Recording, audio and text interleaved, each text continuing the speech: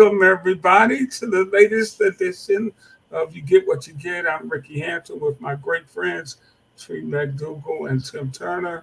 Hope everybody's doing well on a Tuesday evening. Uh, Missed everybody last week. Good to be back. How you guys doing tonight? I'm much better now that I see you guys. I missed you both. Ditto. Ditto. Hey, hey, we got a great guest that's going to join us in a few minutes. A sports journalist, Branson Wright, uh, Ohio native, and I think Branson attended the University of Cincinnati. Bearcat, a former sports writer, now documentary filmmaker. I was looking at some of his stuff. Tim, he's done some really interesting stuff, and I want to talk to. I look forward to us talking to Branson about that. We got the conference finals going on in the NBA, and Branson was busy covering the semifinals, the Cavaliers and the Celtics, who disposed of the Cavaliers, and they're taking on the Pacers tonight. I think they're probably in the second quarter now. So we'll talk some NBA, some NFL, and nobody cares about Major League Baseball yet. I mean, that is so easy for Tim to say because he lives in Atlanta and he knows the team is going to be in the playoffs. Well, right The now, Tigers are fighting to get to 500.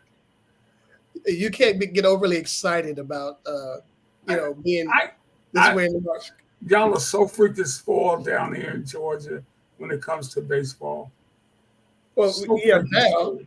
but a couple of years ago when they won the World Series, by Memorial Day, I think they were 10 games under 500. And they Under? were under 500. What year was that? 1950? No, like 2 years ago, they walked down the Mets. Matter of fact, they swept the Mets in the last series of the year to take the division, and then I think they're rolling into the World Series. I think I don't know if that might have been the case, but I think the year they won the World Series, they were the number 4 seed in a wild card team. So, Hey, tell me this, guys. I heard Acuna made an error the other day. Oh yeah, yesterday. So he's human. Well, yeah, he might be. I think that was planned. Just to let people know that he has. But so this has been a really challenging year for people to watch him.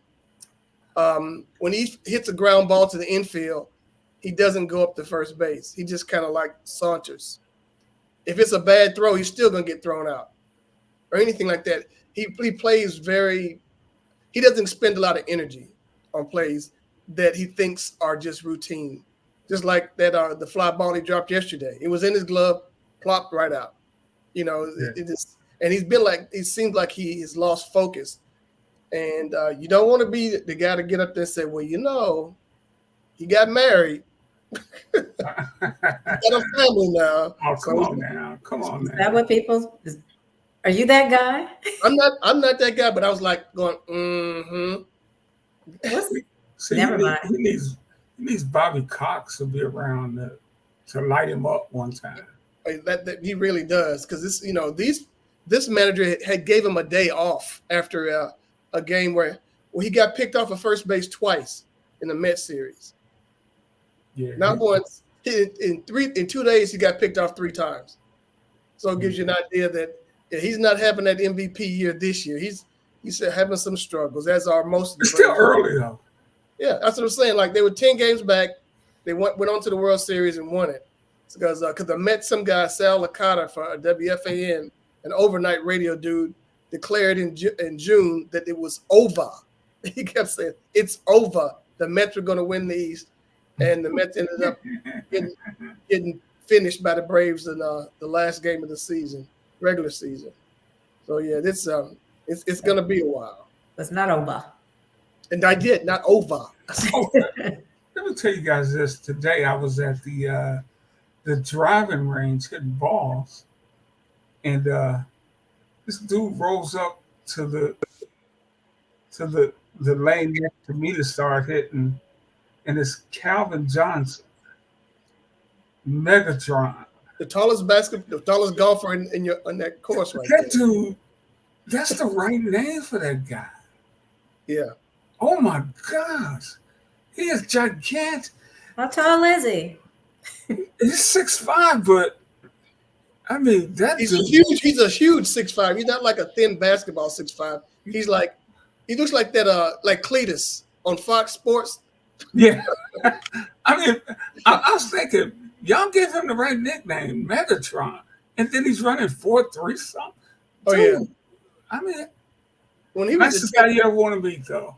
Oh yeah. When he was at Tech, I thought he was gonna be just, then I said, why is he at Georgia Tech? That was my first thought. I'm like, you're wasting your talent here, but he only stayed for 3 years, and he's in the he went to the Hall of Fame this past year, right? Yeah, a year, his first whatever it was, he was. Yeah. So I'm like, and I think I actually covered him a bit. His rookie year wasn't as big as, I don't remember him being as big as he seems to be now. I'm not around those guys every day now. Right. So the enormity of some of these athletes, you kind of forget. Sitting at home watching television and get up there and say, I think I could play pro football. Yeah. And then you go into a locker room and you say, I think I can sit back on that couch. And some of the people are massive. You didn't think humans could grow that big, but yes. Yeah, and keep hope alive, Tim. Maybe you can. Oh, okay. and move like that. And speaking of football, the NFL, they keep doing that thing, Tree. I mean, they are marketing geniuses. They had the draft last month, and a couple of days ago they rolled out the NFL season release. I just don't. It wasn't a big deal until the last few years. They had these crazy videos, very funny, creative videos to announce the schedule. Only bad thing about it, they won't let us upload them to our show. They are just protecting the brand to the end. That's why they should. As they should, right, Tree? So we got that. Any thoughts on what's going to go down this year? Any games stand out to you already, Tim? Well, my thing is with those, I want to go back to the videos for a second. Some of the PR departments, social media departments are incredibly creative. And for those who are out there, I suggest 2 of the best anywhere. The Philadelphia Eagles schedule release video is hilarious. And the New England Patriots is a scream. Rob Gronkowski just knocks it out of the park with his role. And I don't want to give away anything on it, but please, the New England Patriots schedule release video and the Philadelphia Eagles schedule release videos will have you in tears. Absolutely. I'm not a big video game person, and I thought the Atlanta Falcons one was garbage.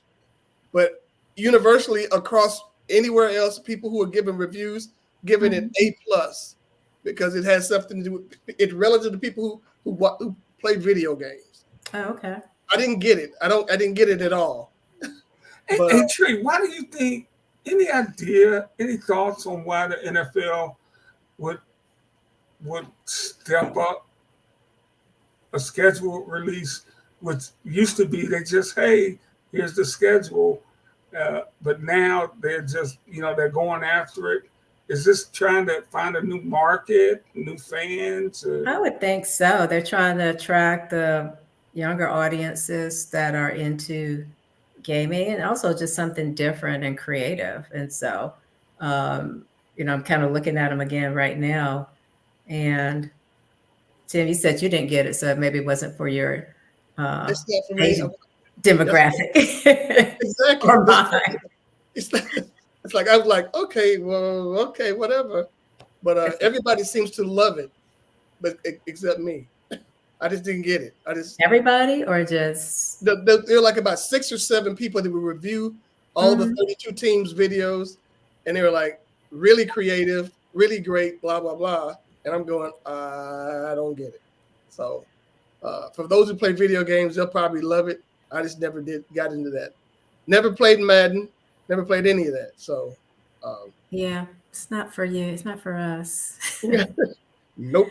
Yeah, I mean, we were just outside playing games back then. Back in my day, Yeah. we didn't have video games. Oh no, I take that back. We had electric football sets, man. We had what? The vibrating football sets. You remember the electric football game? Get these players on this field, you get defense and offense of 11 players, and the field vibrated, and the players would go against each other. Most of the time, my players, for some reason, would go in circles, and they would not do anything. I am not familiar with that. Look for like electric football back in the day. Oh my gosh! And if you see it, you'll see some of the players. Just like you had to throw a pass, you had to like cock the guy's arm and then flip it with the ball. Right. And hit the receiver. Never did it. My cousins used to wear me out. I forget what team I had, but I know their team was the Miami Dolphins, and I grew to hate the Dolphins to this very day. Because of electric football? Because of electric football. Smoking me. Well, I grew up with all girls. It was all sisters. So I didn't have that influence. My dad didn't watch. I don't remember him watching football. We watched a lot of Braves games and listened to a lot of Braves games. But yeah, that's a good man right there. But baseball was the sport of the African American community for years. Yeah. And you look back, just about everybody were Dodger fans because of Jackie. Yeah, I had a lady across the street from me. She's the Dodger fans even when the Braves were really good. She, Jackie Robinson ended be all end all. She's a Dodgers fan, just like she's a Dodgers fan, and I don't understand why she was a Cowboys fan. But she's both of those. She didn't remember the Braves. She go from one extreme to the other, huh? Yeah, it's like me with the Celtics, huh? I guess Celtics and I don't just don't get it. I don't. You're not a Falcon fan, really, are you? I don't really follow them that much. Okay, so no. If you're a fan of the Celtics, I'm a bandwagoner. If it's somebody I'm very shallow. So if it's somebody who's winning, somebody who's cute on the team, I'm not going by uniforms or anything. But if somebody's really good, it's a really good player, then I'm all about that. Or if I see a really compelling story on ESPN about something, and then I'm like, yeah, I'm going to root for that person this year. It's sort of like that. Mm-hmm. Right. Well, if you're a big fan of the Celtics, I would get the book, Bill Russell's autobiography. I think it's Go for Glory. Something like, is that it's a really easy read, but man, that guy was really he was a man's man. He was, and I think that how welcoming his community was for him when he played there in Boston really will touch you. Mm-hmm. I hear. What chapter was that in? The one that I'm inventing as we speak. I was going to say, what are you talking about? Very sarcastic. I mean, the dude was playing his heart out for the Celtics, but he moved into this one neighborhood. They were like, So, that's the kind of thing it is. I just, people root for you as long as you're on the hardwood. I said that last night when I was watching. Who was playing last night? I was thinking how they're just like rooting for certain players. Just, same thing. Pacers and Mavericks and the Timberwolves and Nuggets. Well, anytime there's a person and they're like, yeah, but I'm thinking if they see him on the street, they might, not be so excited otherwise or in their neighborhood. And speaking of basketball, let's talk a little bit about the conference finals and man, the big one for me was watching Denver blow a 20-point lead at home in Game 7 against the upstart Minnesota Timberwolves. I enjoyed that immensely. But I did not see that coming, Tim. I didn't. I text you guys. I was like, I didn't see that coming. No, and that's what I said. Just like, okay, it's still early. Is what I said. It was still early when they were getting, when Minnesota was getting drugged. And I thought surely they would fold. Yeah. Yeah. I just did not see it coming. Boom. This is Now, courtesy. Edwards did not have a great game in this game. This courtesy TMT. He was only 6 for 24, but they had everybody contributed. Oh yeah. But even though he wasn't outstanding in this game, he's been outstanding all year. And Tim, you said when you saw him in Georgia, you didn't see any of this coming. Didn't see any of that. It was over at Trees before her graduation. The night before, and talking to her husband Reg, and we were both saying we saw him play at Georgia, and we both almost said at the same time, we didn't see none of that. He was saving it. He was saving it. Evidently, he was. We both were like, "Where did this come from?" Because he was okay. He was good at Georgia, but we didn't see him being like this. So, sure, he was great the other night. But sometimes, man, the NBA, they're always projecting with these draft picks because for one, they draft was so young, and so many times they do not work out. So many times. Here's a guy that they projected. This guy could really be good enough. We'll take him with the number 1 pick, and he's played to that. Yeah, but see, this is the deal. That is my fear. Somebody's supposed to be good at number 1, stinking. But I can't do that in this ad. Sorry. Why is Something just popped up. I don't know. Go ahead. I was terrified because the Hawks have the number 1 pick in the draft this year. So, what a time to get. Yeah, well, I said it's a year late now. Last year would have been great to get the number 1 pick. This year you got nothing but like a bunch of croutons out there. It's nobody really good. Yeah, you're absolutely right. And the Pistons actually had the best odds to get the number 1 pick, and they did as worst that you could do. They fell all the way to 5, but everybody's saying you get the same player at 5 that you can get at 1 this year because it's just nobody that sticks out. So they're talking about this kid. SARS is his name or something? From France. Is he from France? I thought he played in Australia or somewhere or something. He's a foreign player. I thought it was France. Yeah, maybe it is. I know he's from over yonder somewhere. But I'm just like, okay, everybody's running to watch video of this cat to see what the deal is, but I don't know. What do you think? Did you see it? And what he's okay. He's okay. He looks, but you can't tell if you play against NBA players. If you played a bunch of dudes that making baguettes and whatnot for a living on the regular deal, it's hard. Yeah, he's from France. Alex Sarr. Yeah. Okay. And they had this mock draft has the Hawks taking him. Somebody I do not see on the first page of the draft board is Bronny James. In fact, I don't see him at all. And well, you go to people saying he just needs to go back to college. Well, you need to go to the James household. I think he's number 1 on the board there. And I think that is number 2. So, people are trying to think, LeBron will go where his son goes. And I don't see that happening. Is that a good move, though?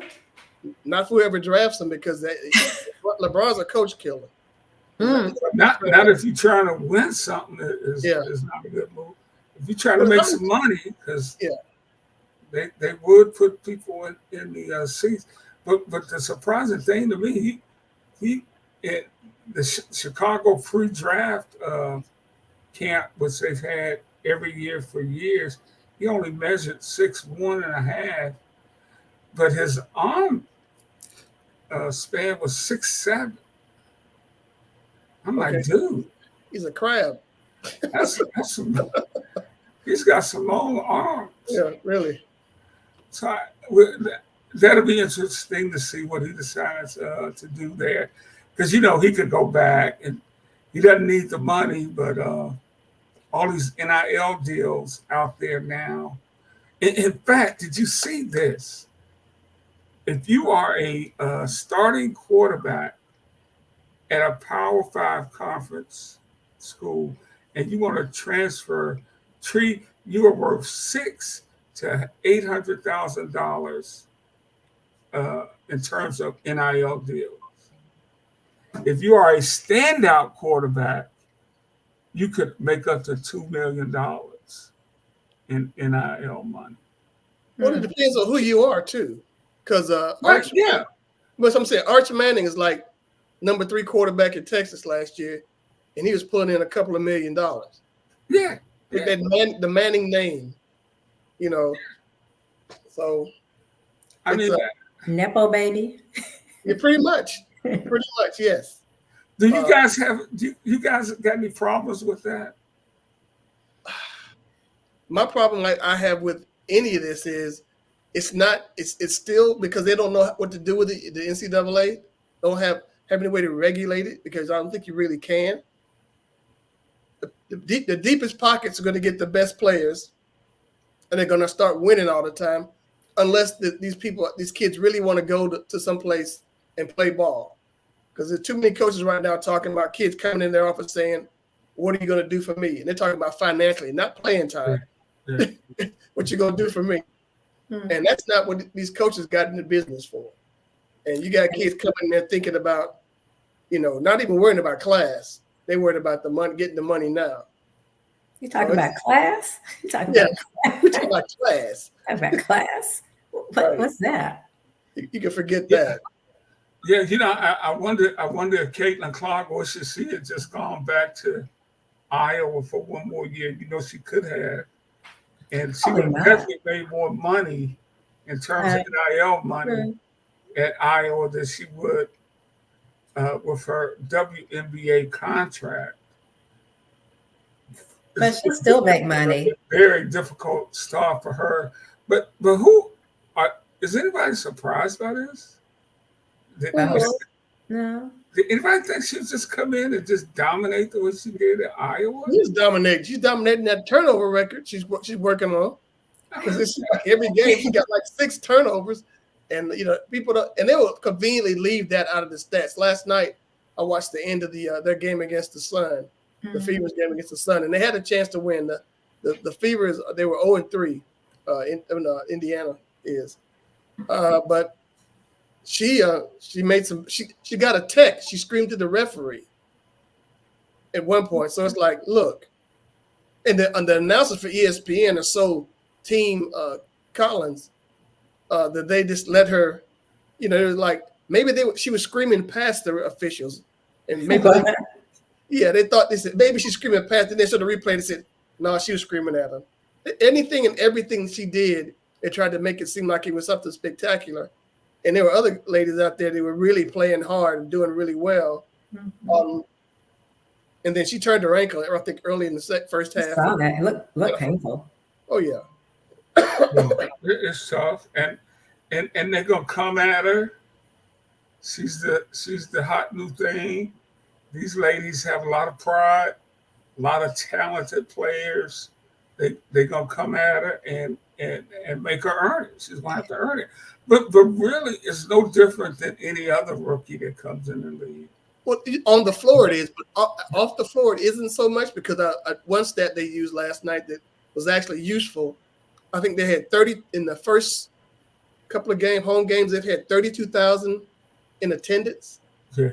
They said last year it took them 8 games to get that. 32,000. Yeah. So, I mean, at the box office, as a matter of fact, here in Atlanta, and the games when they play the Fever, they play this 10,000 seat stadium out in College Park. Those games against Indiana are being moved to the 20,000 or 19,000 seat State Farm Arena with the Hawks. So yeah, they're going to make that money. Yeah, absolutely. But you were talking about her yelling at or past yelling past the official. I'm like, yeah, right. I was thinking if Angel Reese had done that, be all over what a terrible person she is, right? Absolutely. She's Yeah. like, who are you, Rook, to come in here talking that smack? They're like, oh, she's a competitor. It's always competitive when it's somebody else. Yes. Yeah. You're a jerk. Yeah, But and let's be honest, guys. The race thing is a factor in all this. I mean, you think so? you can't. I mean, you I can't. don't know, Ricky. Can't be. Deny it. Isn't it just about the sport, the play, the game, the love of the game? No. Yeah. Yeah. Come on, now. Come on. It I don't believe is. it. All these ladies out there, come on. But in defense of her, I mean, she's just out there playing. All this is hovering on around her. Right. And that's another point, a really good point, because she didn't bring any of this on herself. She didn't stop it, but she didn't bring it on either. How do you stop it? Yeah. You could get up and say, hey, this is too much for me. I play a team sport. It's all about the fever. It's not about me, blah, that kind of, humble stuff that, your PR person would get you to say. But she's like, yeah, we just aren't good enough right now.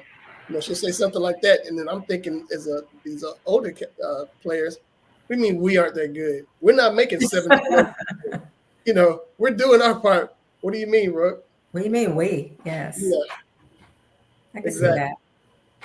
So, well, anyway, we'll be watching the WNBA. We'll be following it and see what's happening. Any thoughts on what's going on in the? I'm checking in with Branson. Hopefully, we're going to be getting with him shortly. And Branson has been covering some of the NBA playoffs. Unfortunately, the team he covers are no longer in it. Celtics swept them out. But I've enjoyed these playoffs, Tree, because it's just a breath of fresh air seeing some of these new teams, like the Timberwolves, the Pacers, even OKC, even though they got knocked off, that was a fun series watching them take on Dallas. And Dallas is a really dangerous team now. They made some great trades, Tim. They got Gafford from Washington. Washington wasn't doing anything. The big center. They got PJ Washington from Charlotte, 6'9", 6'10" shooter, rebounder. And that just made them a whole different team because they got Luka and Kyrie, who we know what they can do. Plus, they had a great draft pick in Lively. Oh yeah, see that you give the tip of the cap to their front office, the Celtics front office, and the Timberwolves front office, and OKC. All these teams have had people up there that knew how to build squads. Oklahoma City had a bunch of draft picks. Just because you have draft picks don't mean you're going to hit on them. They've hit on every draft pick in the last 4 or 5 years.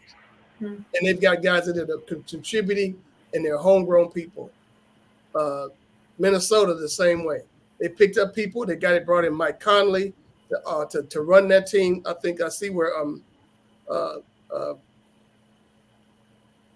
want to say it's not Luka. My bad. Jokic said the other after the series that Mike Conley is the most underrated player in the NBA and has been for years. And I believe that. And absolutely. He was underrated by the Atlanta Hawks because they took somebody else when they had a chance to draft Mike Conley. So anytime I see Mike Conley do something, and this other guy who's probably bagging groceries at a Food Line, that upsets me. So he is a professional basketball player, consummate. But Conley he's a really sharp guy. I saw him on an interview shortly after their coach got injured. It was Conley that flew into him and tore up his coach's knee, and they were asking him about is he gonna be on the sidelines? He said he probably will, but he'll probably stay far away from me. So I can laugh at it now. he was that team at Minnesota is scary. It really is. And I think Dallas should watch out for it. Get up there and get Luka tired. Get Luka tired. Have him up there crying to the officials every time down the floor. Anytime he gets touched, he cries. And that's kind of off-putting for a guy who's just a phenomenal talent. Forever and a day, I look back at that trade on draft night when they traded Trae Young for Luka Doncic. I said that night it was a mistake because Luka been playing against grown men since he was 16. Okay? And he knows how to play. I said that night it was a mistake. I've maintained it throughout. I don't care how many wonderful half-court shots Trae does or whatever. I think something's coming on Thursday night that Mark Cuban is gonna explain how that trade went down, and it's probably not gonna look good for the old Atlanta Hawks. So they're getting a do-over now with this number one. So let's see what they do with that. I'll jump back on the Atlanta bandwagon. When they start winning. Yeah, I mean, I told you I used to have season tickets. So I'm sorry, season ticket, because I only bought one for myself, and I don't go to the games. What year was that trade? Who did they have? Was that? I can't remember. It was like in the 80s. It was after college. So it's probably like in the late 80s. Yeah. Dominique was still doing this thing, wasn't he? No. Well, was it Mookie Blaylock, like the Dikembe, Doc Rivers? Nah. Just I was there. taking up a seat. They were like, you only got one ticket? Yeah. I mean, why would I pay for somebody else? I don't know. Right. That was my thought at the time, and I wanted to go. So yeah, it's a good seat too. Hey, you talk about the Timberwolves, and they showed it beating Denver. They beat them 98-90. Think about it. They went into Mile High. Well, they went into Denver, not Mile High Stadium, but they went to Denver and beat the defending champs on their home court 3 times. That is absolutely crazy. But what really keys them guys is their defense. Rudy Gobert, Defensive Player of the Year, and he might not even be the better defender than Karl Anthony Towns. And then you got Jaden McDaniels, who was second team all defense. I mean, that guy is a really good defender. He's long. He's about 6'9", athletic. He gave Jamal Murray fits in that set. That's why Murray was throwing stuff on the court, man. Right, throwing a heat pad out there, Get this guy off me. But there's crazy. You think about it, defense does win. If they don't score and you score more than they do, that's pretty much a win. And Minnesota shut them down. And they're a bunch of athletic guys who can move. They're just phenomenal basketball IQ guys. They make the right plays all the time. You don't ever see them do something really just crazy unless it's like a desperation heave late in the shot clock.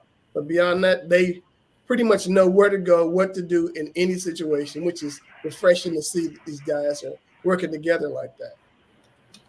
Right. You guys keep it going on. Talking with Branson right now. He's having trouble getting on. Right. So we're trying to work that out. Tim, do you have a prediction for who will win? Oh, it's easy. That's easy right there. Easy prediction. Easy? Easy. How easy is it? It's gonna be Minnesota over Boston in 5, in 6. In the NBA. You don't trust the Celtics, right? I said Minnesota over Boston. Yeah. Boston's been to the championship game of the conference like the last 3 or 4 years. Mm-hmm. They're not going to win the big thing because Mazzulla, there's something about that coach.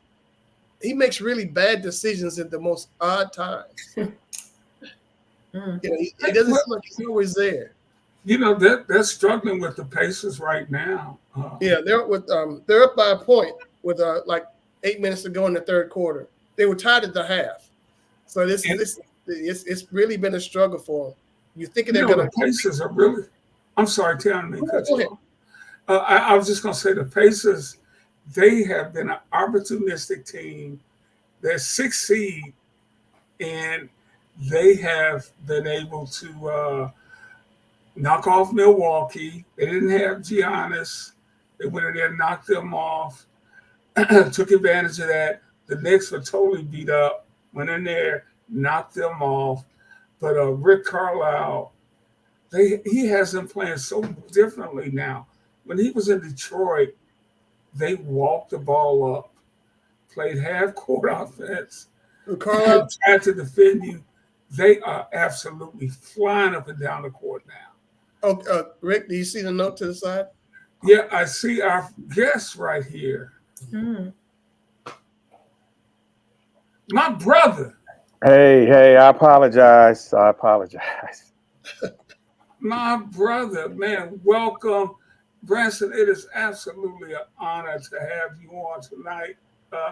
Welcome to You Get What You Get with my co-host, Tim Turner and Tree McDougal. How you doing, young man? I'm doing great. We had a local NABJ, I guess a mixer, because the national convention, this coming summer is in Chicago, and in 2025 it's in Cleveland. So we're trying to stay ahead of the game and get as prepared as we can. So we've been having these monthly mixers, introducing ourselves to the community, because we want everybody to be involved when it comes to Cleveland, and to know that it's more than a mistake by the lake here in Cleveland. Oh, Cleveland is a fabulous city, right around the corner, brother, right around the corner. Hey, Branson, I was telling the guys earlier, I think I met you were you at Cincinnati? Yes, I was in At the college. University of Cincinnati? Yes. When they were I D-Led, met right? you, I'm sorry, go ahead. Were you there with D-Led? Around the No, same, well, D-Led was in law school right. about that time, but I actually met D-Led when I was an intern. No, not an intern. I was a stringer back in the newspaper days. I was a stringer, and D-Led, that was his first year in Cincinnati as the high school prep editor. And so yeah, we go back. D-Led and I go back. Yeah, I was there covering, I think it was Tennessee State and University of Cincinnati. Anthony Mason had about 30 points. Tennessee State got blew out, but Mason was doing his thing. And it was Branson, And Rodney McKissick. LaBelle Neal? Was LaBelle there? I think he was. Yeah. Yeah. Oh, Yeah. my, look at these young brothers here. Yeah. So yeah, because Rodney met you first, and he was, I was saying, oh man, I met this guy Ricky Hampton. You have to meet him, and so yeah. Absolutely. But and you have gone on to become had an outstanding career as a sports writer, covering all kind of stuff, NBA, NFL columns. But now you made this remarkable transition, I think, into filmmaking. How did all this come about? Well, Rick, it was I think it was like 2008. I worked at the Cleveland Plain Dealer for 20 years. So about 2008, I was taken off of the NBA beat. And prior to that time, I had wanted to get into filmmaking. And I didn't know how to shoot film. I didn't know how to edit. I didn't know anything about producing a film, but I knew people that did. One of our copy editors at the paper, he was a film editor. A buddy of mine, he shot weddings. That doesn't really make him a filmmaker, but he had a camera and he shot weddings. He knew how to do that. And I knew how to tell a story.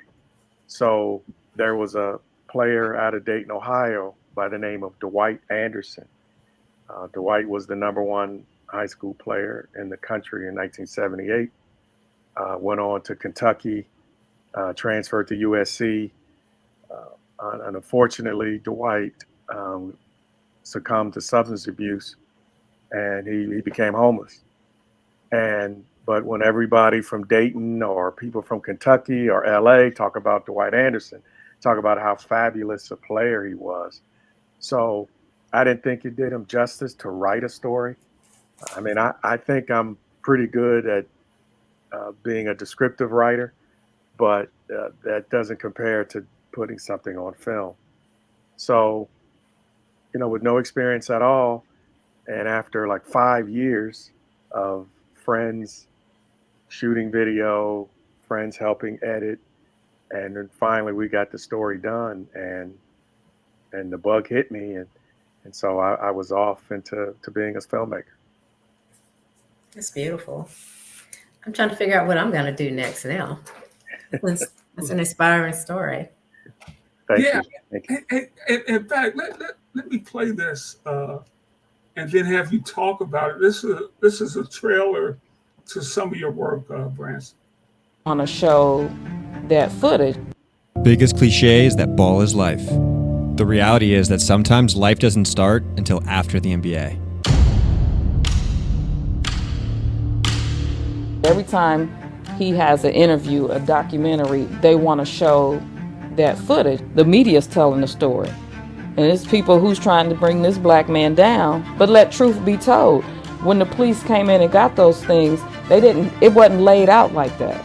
They set it up to portray him as this big drug dealer when that was not the case. And I had like an out-of-body experience. I don't remember what he said, but he made a joke. I'm like, man, this dude is trying to make a joke about sending me to prison. I need to do something to kind of grow and leave something to kind of show my value.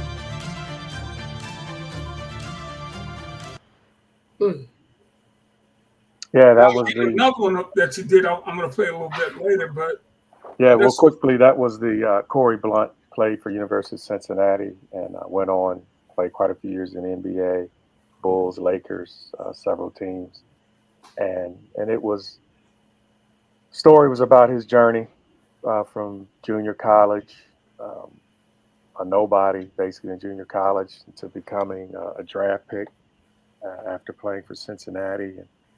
And after his career, he got caught up selling quite a bit of marijuana, and he paid for it by going to prison. But the story didn't end there.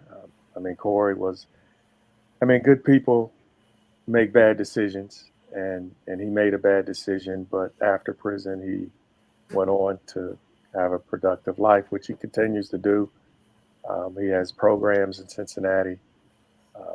In fact, his daughter just got a scholarship somewhere to play basketball. But he's doing some good things in the community with youth and with his businesses. So it was a pleasure to do that story. Do you find it hard? It's how do you approach them, and are they open to telling their stories, or do you have to, how do you make that happen? Well, I approach everybody and say, man, you would make a great story. You have a great story. And some people, you have to be on them for a while to want to tell the story. But a lot of people want to tell their side. Unfortunately, what happened to him, there was another side to the story, and he wanted it out there. He was more than just a guy that got caught up with pounds and pounds of weed, which now is legal. Right. You're a rich man now. Legal. Right. Yeah, now it's legal. So, most people do want to tell their story, or sometimes they'll say, "Oh, why would somebody be interested in my story?" So, sometimes you have to spend a little bit of time with them to convince them of that. Mm-hmm. I just think that's interesting to me. Corey was outstanding, and I just wonder, how much time did it take for you to put that together? Well, that one compared to some other stories I've done, it didn't take us long. It was just a matter of getting everybody you needed to talk to. Bob Huggins, Blunt, his wife, athletic director from Cincinnati, some of his teammates, and we were able to capture that in a matter of, I think it was like 3 or 4 months. Was able to get everybody, and it was a piece that was called Unheralded. I wanted to do a series of unheralded athletes, but was never able to get that accomplished. But Corey's story stands alone. If it's titled Unheralded and it's a series or not, but it stands alone with his story. Hey, Branson, is the writing you did as a sports writer and columnist, is how much different or how much of the same is it when you're putting together a film? Rick, it's the same. If you're a storyteller, if you're a writer, if you're a musician, if you're a singer, if you're a photographer, it's if you know how to tell a story, no matter what it is, then that's what you do. I mean, we've been trained. When I say we, Tim and Tree, I don't know your background, but as coming up through newspapers, that's what we did. We told stories. So now it was just a matter of telling it on film, and instead of on paper or now online. So I think, and I'm prejudiced, I think newspaper people are the best storytellers. Touche, brother. I agree. Okay. Yeah, I agree. Touche. I used to work in television, but that's okay. Okay. No, I agree with that. I do think that because I would think too, sometimes you have an opportunity to put more in your writing than you would in a clip that's, very short on television. But now you have with your background in writing, and now you have the ability to tell a fuller story with the visuals to go along with it. Yeah, it's I know when the business changed as far as newspapers and we needed to put video a lot of times with our stories, I embraced it. I kudos to Justice Hill.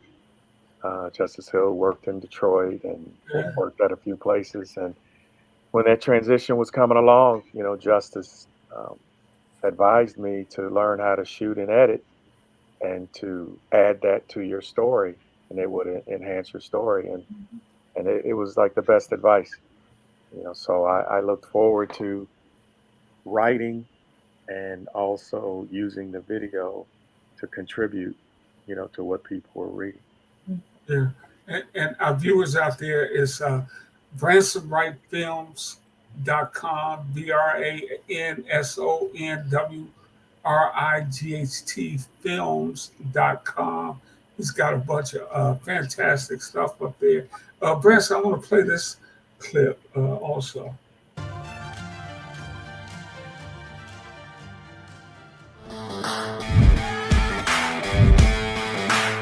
This is when dreams are made, when it's just you and the ball, before the mass attention and before the accolades.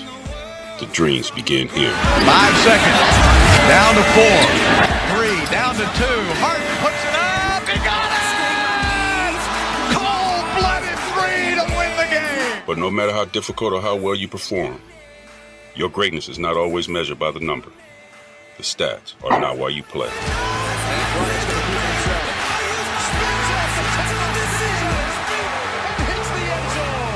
Quenching that thirst with desire and dedication is what ultimately sets you apart. High fly ball to center field. It's hit pretty well.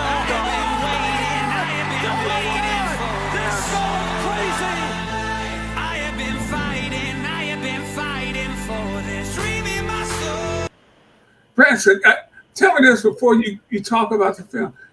It has to be a sense of pride. And as former writers, when we would see our byline and our column up, you always had a little pride, especially when you know you hit on one. Do you still get that, even just seeing it then, a sense of pride? Let me tell you about that pride in the newspaper days.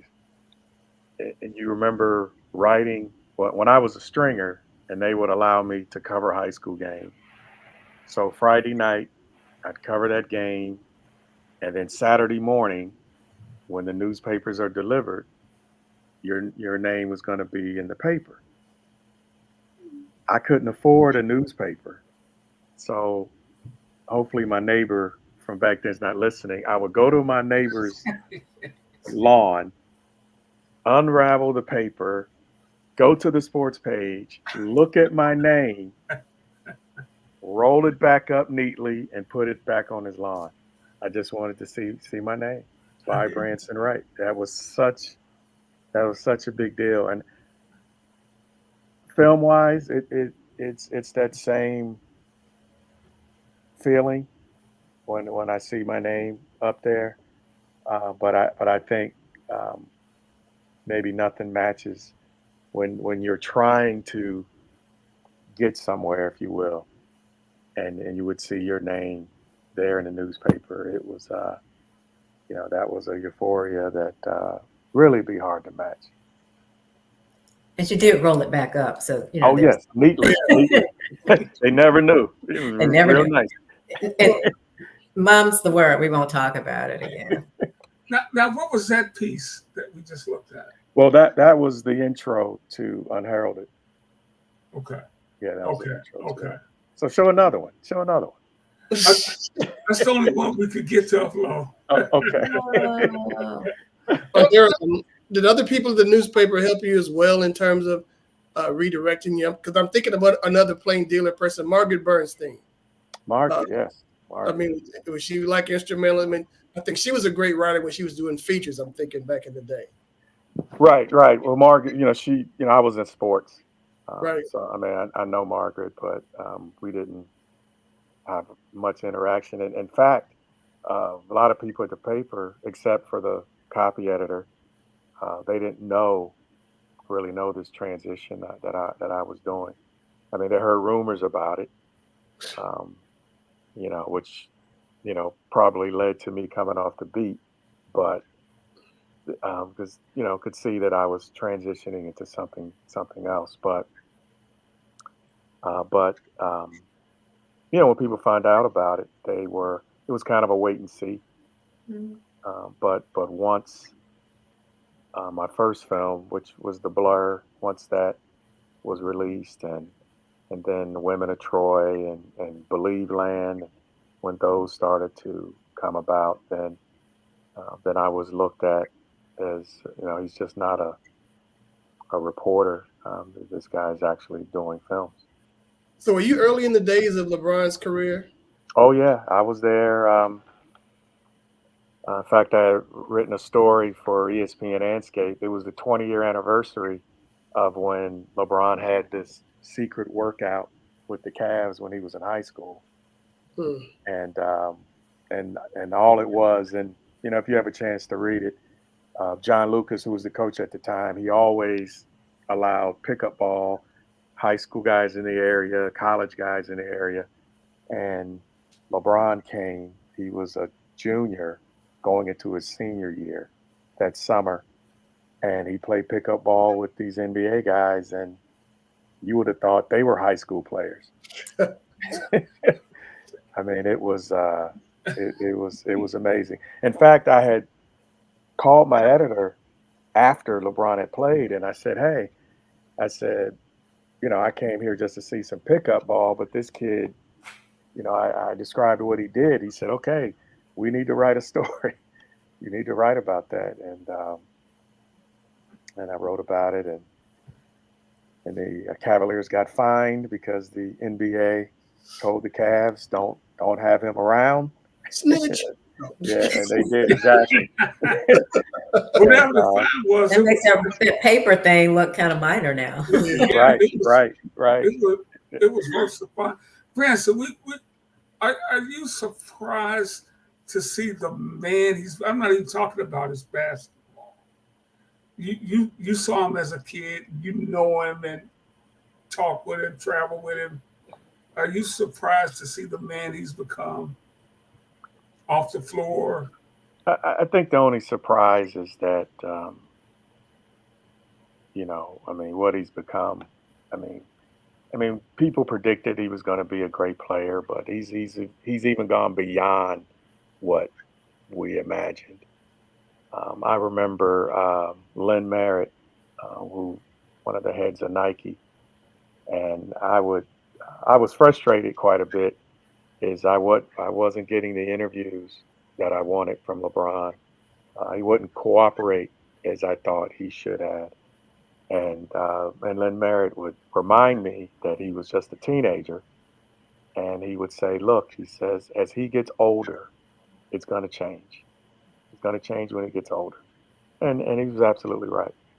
When he got older, he got more mature. He understood how to do things. Because at the time, he was going on what he did in high school, you know, treating the high school writers any kind of way.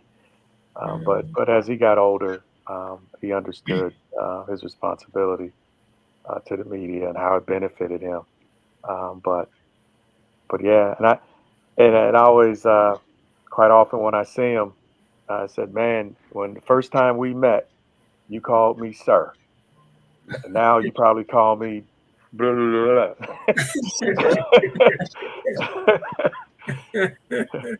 So yeah, he definitely that maturity level has definitely changed from when he was a teenager.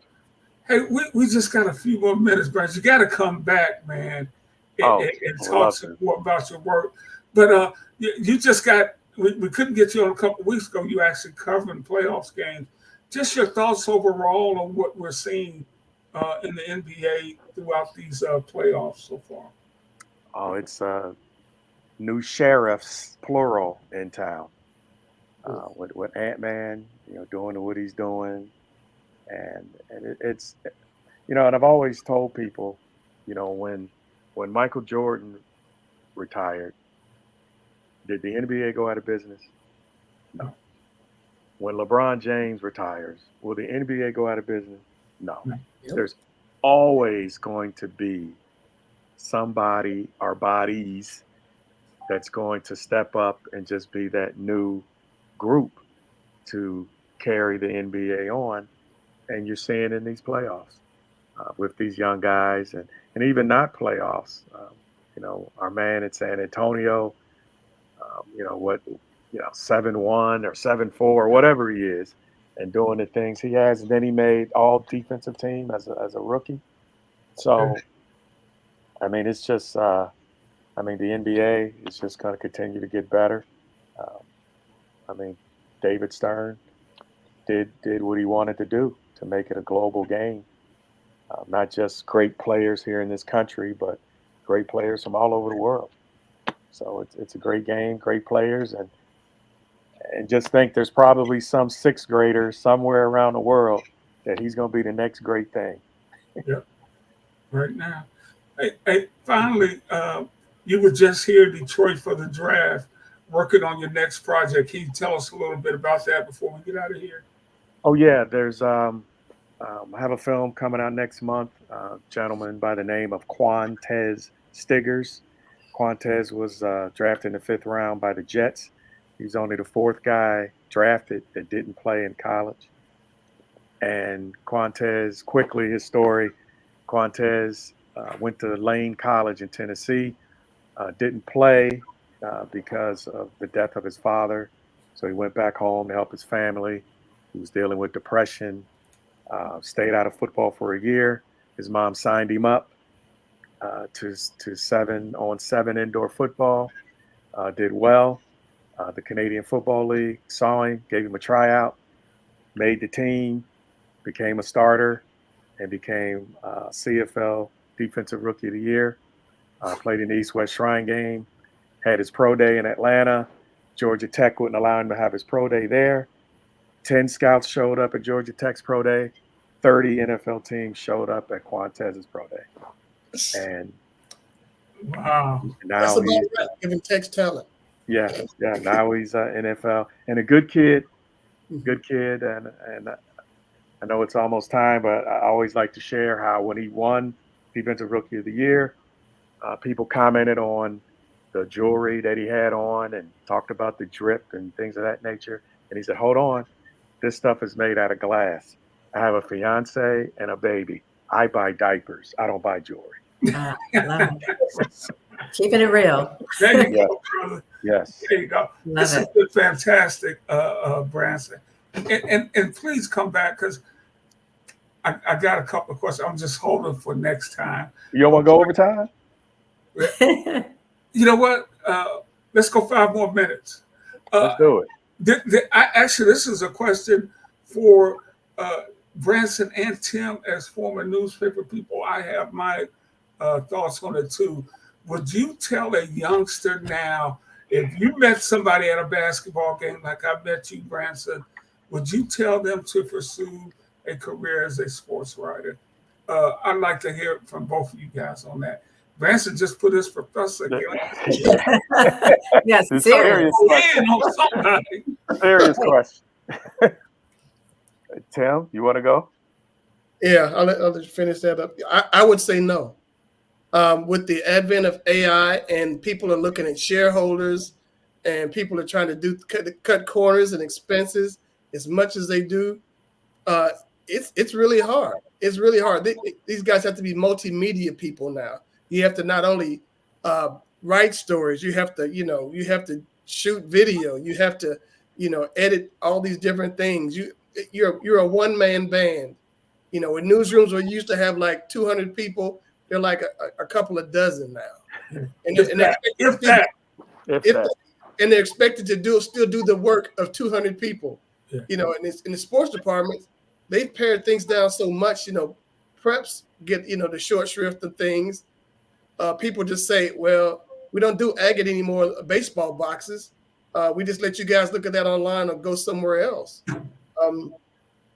What you're being required to do right now as a journalist is it's just a different world altogether. It started changing, and now with AI coming out there, I see where Gannett failed when they tried to do some high school boxes last fall, where they got names just horrifically wrong and details horrifically wrong, just by trying to take some information and put it out there and say, write the story.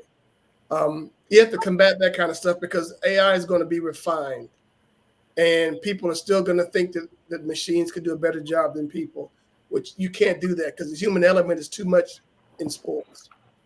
So I would caution people. I would say just be a multimedia person. I wouldn't want to try to pigeonhole them and do sports. Just be able to do whatever you can if you have a creative bent. Yeah, and Tim, I echo the same thing. I would just tell a young person they just have to know what they're getting into, and they definitely have to be multimedia, and definitely have to be open to do whatever it is that's available. But I also think they have opportunities that we didn't have. There's some young people here in Cleveland in particular that because the Plain Dealer doesn't cover high school sports like they used to. They used to have like 10 guys covering high school sports. Now there's like one guy. So there's some young folk here in Cleveland where they're covering high schools. They have a website and they have video and they're interviewing these players. They're not doing a lot of writing, but they're doing a lot of video and covering the high school sports. And the high school players pay more attention to them than they do to the Plain Dealer. Wow. So I would advise a young person that, look, take advantage, especially on a local level where they're not covering sports like they used to. You have an opportunity to give people what they're not getting. But the problem with that, I was young also, that we always thought high school was kind of beneath us. It was like, oh, I want to cover the NBA or I want to cover, pro sports or college sports. Why would I want to cover high school sports?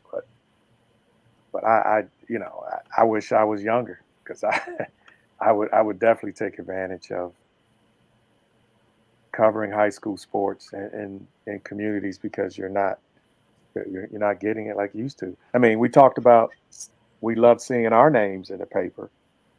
The kids don't get a chance to see their names in the paper like we did, and that's just too bad. And then don't you then to lose the journalistic standards that have been, that you used early on? Who's still using those if they can write or say anything, pretty much. Right, because everybody that has one of these thinks they're a journalist. Right. Every one of them. Oh, I'm a reporter. Oh, I can do this. Right. I got a take. And when Sports Illustrated was caught using AI to write some of that, I mean, that was the holy grail. Sports Illustrated. Yes. You know, Ralph That used to be the Wiley thing. I said- want to have a byline in Sports Illustrated. I want to write a story with Sports Illustrated. That was the thing. Yes. Yes. We all looked up to Ralph Wiley. Yes. So, but man, but my brother Branson, so fantastic catching up with you. Again, it's BransonWrightFilms.com. Go check it out, and we're gonna get him back. But we do need to get out of here. For my great friends, Tree McDougal, Tim Turner, and the great Branson Wright, I'm Rick Hampton. All right. Be kind, everybody. Nice to Thank meet you, sir. Yeah, nice to meet you guys. Thank you.